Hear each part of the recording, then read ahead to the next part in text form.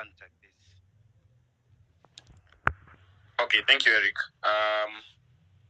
Allow me to bring in Mr. Tony Gashoka into the broadcast. So kindly you can proceed.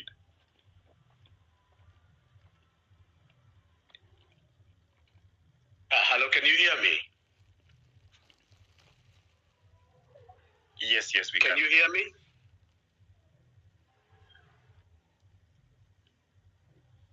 This is an important subject because it's dealing with economic pain. Economic pain is actually the whole purpose of any government. And unfortunately for ourselves right now, the government is not being held to account. When the framers of the 2010 Constitution put it together, under Article 4, which declared Kenya to be a republic, there was the provision that Kenya is a sovereign republic under Part 1, but under Part 2, the Republic of Kenya shall be a multi-party democratic state founded on national values and the principles of government that follow Article 10.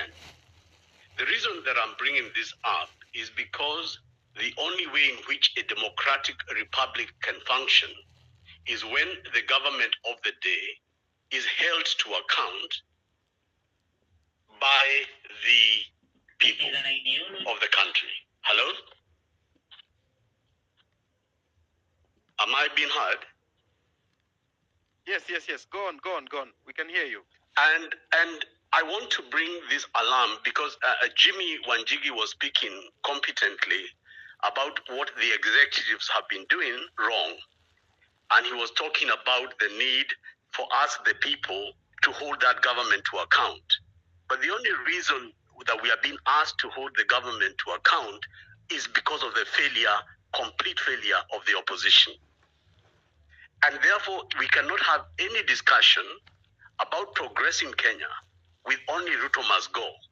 There must include the removal of this parliament and this senate. Because the President Ruto, when he came into office, his first act was to buy political parties. All of you saw how quickly he moved to do that. And where he could not buy the parties, he bought individual members of parliament. Under our constitution, which is modeled under the Westminster model, the opposition is meant to be an official opposition with equal power to a government so that they can oppose the government of the day in order that the people can get a better government. And the public finances in the consolidated fund are meant to fund that opposition equally as they fund a cabinet and as they fund the presidency. So that at any point, the country is having a mirror. Our country is having a dual view, dual highway as to what is happening in the country. And since we allowed Ruto to raid the opposition benches and to actually assume the majority leader in parliament, when actually Azimio won the majority of members in parliament, then nobody is holding Ruto to account. Traditionally, the watchdogs in parliament, the Parliamentary Accounts Committee, the Public Investment Committee, are chaired by the opposition. And the constitution under the Westminster model envisaged that a government cannot police itself. It must be policed by the opposition. And the Attorney General and the Auditor General and all the heads of any corporation or ministry were required to go to either committee for scrutiny. The same way they would have to go if the president was to summon them. And these are the reports, for example, that came during the Goldenberg scandal, during the Moi time, during the Kibaki time, the agro-leasing scandal, and so forth. But now what you have is the executive in full control of parliament, in full control of the executive, and therefore there is no accountability.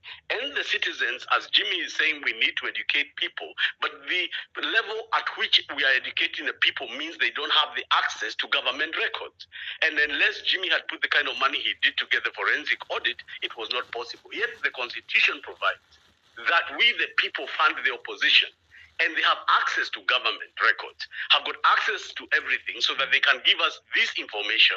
So as a people, we should never have reached this position if Parliament and if the opposition was doing its work. Why do I raise this issue? I raise this issue because the Jay-Z revolution of 2024 is very different from the revolutions we had run before against Moi and against the second liberation, let's say. And the reason it is different, they started with the no finance bill by occupying parliament and naming the MPs, tukaende tukasalimie hawa ma MPs. Then what happened is there was equal fear on government MPs as there was on opposition MPs. And it was the panic of those members of parliament because of this revolution strategy that jilted Ruto to say he will not sign the finance bill. It's because MPs went to him and told him we are finished. If we do this, we are gone, and these people will throw us out. So I want to say that I think if we look at the way forward, we must of all right now start being very, very critical of the people we are calling were heroes of yesterday. My friend Raila Odinga, who Jimmy and I know well, I want to warn him in this forum, and I want to tell him openly, if you become the man that goes to save Zakayo, you will not only be abdicating your responsibility as an opposition leader, but you will be killing the democratic state that was envisaged by our founding fathers. And this will be a legacy even Jaramogi will not forgive you for. Because the whole idea of fighting for Section 2A under the Moi regime was that we have a multi-party state where opposition parties would hold the government of the day to account. This way we are proceeding is making our citizens go and elect us in elections, which is their duty, and then tell them to manage the executive, to hold it to account and to remove it when they have also elected opposition MPs to do that on their behalf. So I wanted today to change this conversation to say that as we go to the streets from the 16th of this month, we go with two pieces of agenda. That even if Ruto was to go home, but we elect this kind of MPs, we are going to go nowhere. I want to give two examples. The MP for Cilicia, John Waluke, was convicted by a competent court of his peers to 67 years in jail for stealing 1 billion shillings from the National Cereal and Produce Board. Waluke was told in the alternative of his death sentence, he will have to pay back the 1 billion shillings. Not only was Waluke released on an appeal, he participated in an election, was re-elected to parliament against Chapter 10 of the Leadership Act, but he's still an MP, was elected under an opposition ticket, but now is working with William Ruto. So what are the Kenyan people being treated to? We are being treated to musical chairs of these people who have been corrupted in the system. So it doesn't matter if they're in the opposition or in the government, they are all in one boat. And this is why we must sound this alarm. Because if the MCAs in Eldoret or where that young lady was coming from, I could hear her pain of this Finland money. If all the MCAs of the opposition had taken her clarion call, I can tell you that money would have been paid back by the county. But because the executive is not doing it, and the opposition is not doing it, this young girl becomes the advocate of the grandfathers and grandmothers of that area of Kenya. So today I want to say this, and I really hope that Raila Odinga's friends are on this line. Because before this, the only critic of Raila Odinga was Meguna. And I found sometimes he could be excessive in his language. But I want to tell Odinga, after working with him for several years, Kenya is at crossroads.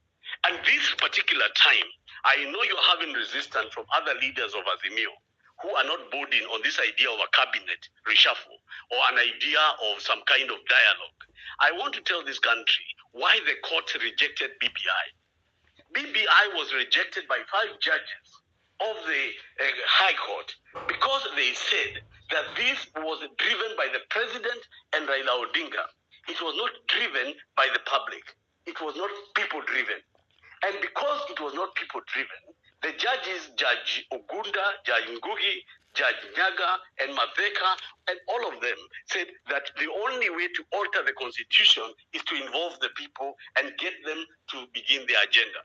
Now, when you say you're going to have a dialogue, and you're calling it a public dialogue, but you are not involving the people. You are saying it as Raila. You are going to do to us again what you tried to do to BBI. Because the people who are marching and who started this agenda asked you to stay at home. Why are you leaving the house? Stay where they asked you to stay. If they want dialogue, they will ask for it. If they want to talk to Ruto, they'll ask for it. Why are you intervening in a constitutional moment where the people are only acting because the opposition is not acting?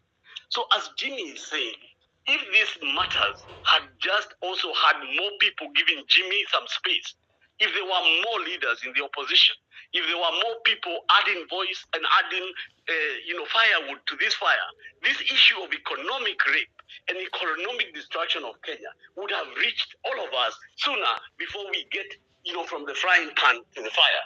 Why